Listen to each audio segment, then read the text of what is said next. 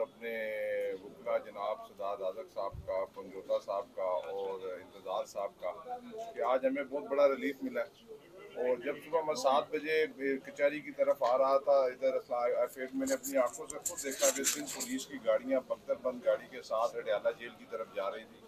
वो 3 दिन से कहीं नहीं गए थे, सिंध हाउस में ही थे और उनको ये हिदायत थी कि आपने हर हालत में शेख रशीद को सिंध लेकर आना है, चाहे जो मर्जी हो जाए। और जिस तरीके से उनका एक MNA है मंदोखेल, उसने जो एक टॉक शो के ऊपर शेख रशीद अहमद साहब को सीधी सीधी जान की धमकियां दी, उसने कहा हम इसको सिंध लेकर आएंगे, इसकी 7 नस्लें भी याद रखेंगे और इसको जिंदा नहीं छोड़ेंगे।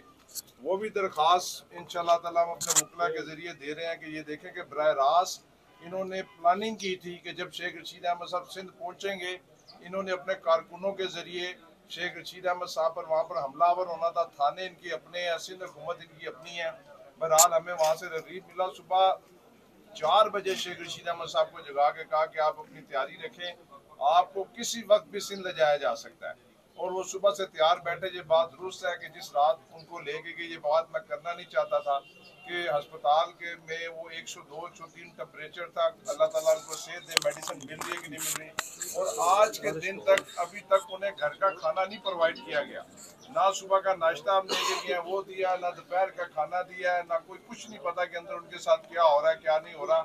हमने दरख्वास्त दी है और आज हल्का ने 60 और 62 के नॉमिनेशन पेपर का जो है वो काम शुरू हो गया है। दो दिन है, 6, 7 और 8।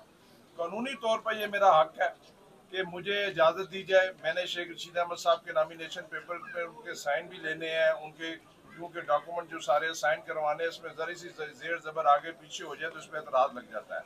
अगर हमें मुलाकात की इजाज़त नहीं देती, अगर वो डेट निकल जाती है, तो ये भी एक बहुत बड़ा सवालिया निशान है कि हुकूमत कोशिश करेगी कि किसी तरीके से शेख रशीद अहमद साहब के नॉमिनेशन पेपर ना जमा हो। लेकिन हम बहरहाल पूरी कोशिश करेंगे कि कल की डेट में शेख रशीद अहमद साहब के कागजात नामजदगी हल्का NA 62 में और हल्का NA 60 में मेरे जमा हो जाए। और हमें पूरी उम्मीद है कल आप पारा की थाने में जो है वो हमें इसकी बेल मिल जाएगी। बरी में कल से की है वो पिंडी हाई कोर्ट में सरदार राजा साहब ने बताया है कि हम जा रहे हैं क्वाइटमेंट में, कल सुबह वहाँ पर भी जा रहे हैं। और जो अल्लाह ताला यहाँ पर मुझे पूरा यकीन है और तुम्हारा है कि वो जो जितना इन्होंने जुल्म शेख रशीद अहमद पर करना था कर लिया, जितना टार्चर करना था कर लिया, जो रस्सियों के साथ बांध के कुर्सी पे बैठाकर अब इनका वक्त शुरू होने वाला है। हमने कभी, आप जितने ये चैनल है, जितने मीडिया, कभी जिंदगी में एक चैनल मुझे बताए कि किसी बड़े लीडर को, शहबाज शरीफ को हथकड़ियां लगाकर इस तरह सीढ़ियों से धक्के देकर लाए हों। इसी तरीके से मरियम नवाज को, हमदा शहबाज को, आसद जरदारी, ये शहजादों और शहजादियों की तरह आते थे। शेख रशीद एक गरीब माँ बाप का बेटा है, एक रिस्के हलाल कमाने वालों का बेटा। कल से पूछ रहे चैनल में कि इसका बाप कौन है।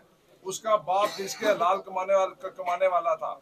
वो कोई मनी लॉन्डर नहीं था, वो कोई कब्जा ग्रुप नहीं था, वो कोई मंशियात फरोश नहीं था। शेख रशीद ने खुद आज जिस मकाम पर पहुंचा है, खुदा के बाद अपनी मेहनत से वो यहाँ पर पहुंचा है।